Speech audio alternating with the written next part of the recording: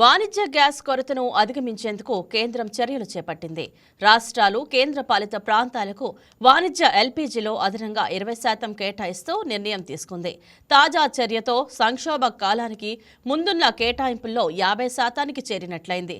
అయితే వీటిలో హోటళ్లు, రెస్టారెంట్లు, దాబాలు, పారిశ్రామిక క్యాంటీన్లు, ఫుడ్ ప్రాసెసింగ్ యూనిట్లు, కమ్యూనిటీ కిచెన్లు, సబ్సిడీల్లో ఆహారం అందించే కేంద్రాలకు ప్రాధాన్యం ఇవ్వాలని కేంద్రం సూచించింది.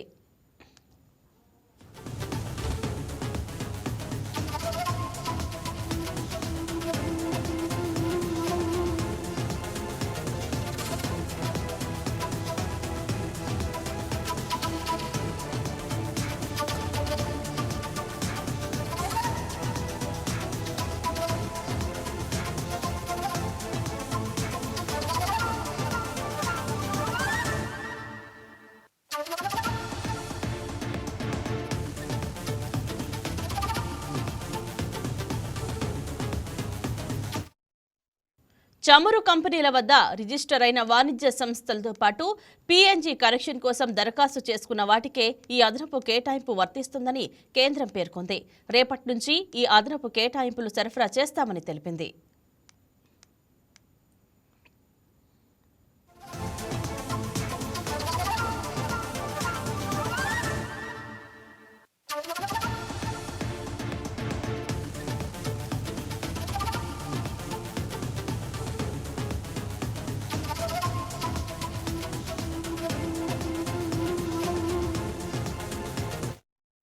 వలస కార్మికుల విషయంలోనూ కేంద్రం కీలక నిర్ణయం తీసుకుంది.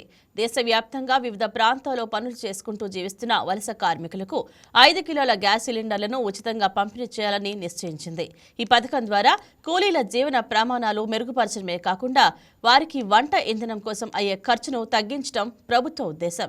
ఈ నిర్ణయం అమలు కోసం కేంద్ర ప్రభుత్వం ఇప్పటికే అన్ని రాష్ట్రాలకు అధికారిక లేఖలు పంపింది. రాష్ట్ర ప్రభుత్వాల సహకారంతో అర్హులైన వలస కూలీలను గుర్తించి ఈ నెలాఖరు నుంచే సరఫరాను ప్రారంభించనున్నారు. వలస కూలీలకు 5 కిలోల సిలిండర్లు పూర్తి ఉచితంగా లభిస్తాయి.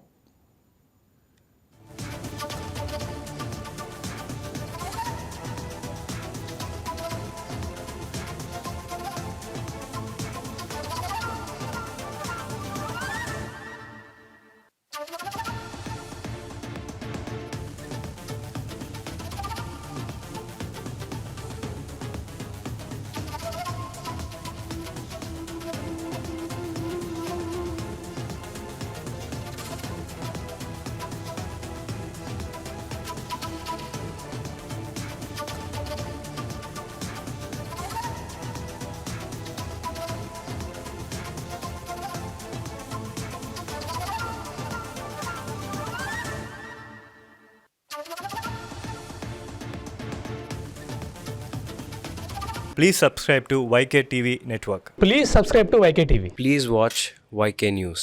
Don't forget to subscribe YK News channel